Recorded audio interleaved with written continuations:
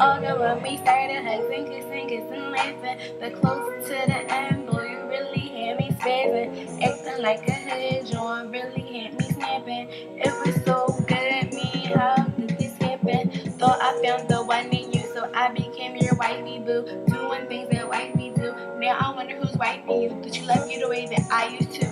Do all the things that I used to do, holding you down, picking you up, nigga, I fucking spoil you, Jew, cooking and cleaning right, you good, babysitting your nephew, giving you red, and when you sick, that's the shit a white do, but it's all good, yo, that bullshit is through, yo, wishing you the best luck, and if you gotta keep her man, I suggest you keep her tucked, damn, you really fucked up, my new nigga, he lucked up, cause I'ma be the best wife a nigga ever thought of.